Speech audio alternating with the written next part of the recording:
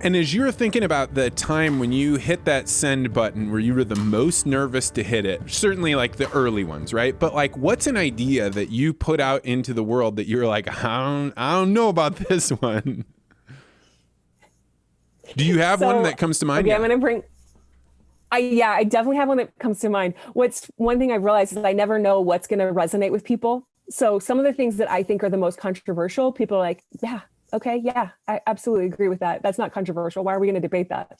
And then others that I think are the opposite, people want to debate them, right? Anyway, one that didn't get too much traction, but when we started to realize that 40% of farm income in 2020 was coming from the government. I wrote a blog called Bailouts Are a Band-Aid. And you want to talk about heretical, this is getting into some heretical space, right? I'm not saying that we don't need a safety net, right? And that it is, we don't need to have mechanisms in place to maintain some production here. That's not what I'm saying.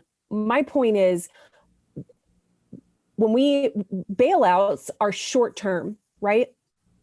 That was why there needed to be two rounds of the CFAP program.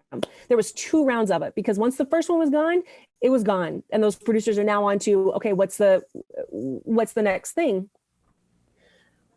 My point is, why can't we in the U.S. take a little bit longer term view, similar to what Australia has done, in terms of focusing on ag tech and innovation? And I know we do that you could argue that we do that through USDA research, through the extension service. You could argue that we do take a long-term view.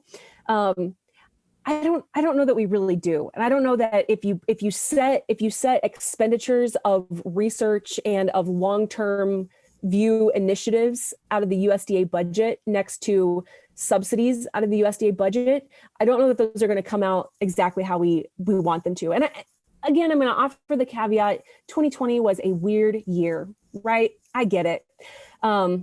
It was absolutely a weird year, and there were a lot of things that we couldn't have anticipated. However, it was coming off the heels of a multi-year trade war with China, right? This is not a brand new phenomenon that commodity prices had been depressed. It was in an election year. Would we have seen those same levels of subsidies if it wasn't in an election year? Probably some people that are like turning off the podcast right about now. So sorry about that, Vance. But well, I mean, I think it's a good discussion to have. That is one of those things that I think ag likes to think of itself as, oh, we're open. We like have these free ranging discussions. But this is one that touches people pretty hard. One of the questions that I have for people when we talk about subsidies is, how do you expect new people to enter the ag space if the people that are there are always being floated? Or if in large part, the people that were about to fail got help from the government, so their business stayed on. And I know that the counterbalance to this is, well, right now the only people that are buying them up are big companies, right? They're the large ags that can farm thousands and thousands of acres.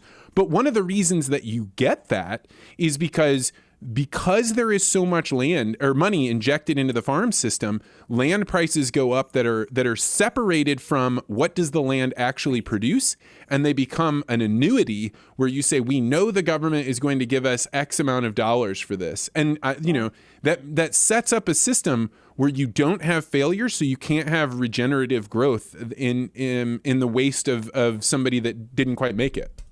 Right. Well, and so again, I don't want to talk politics, but I mean, I guess I brought this up, but it does get interesting then, because when you sit down to have that conversation, typically there's going to be some version of someone saying, I believe in open, free markets, right? Like that's going to be typically a cornerstone of that conversation. Okay, let's talk about that. How open, how free are these markets that we're talking about?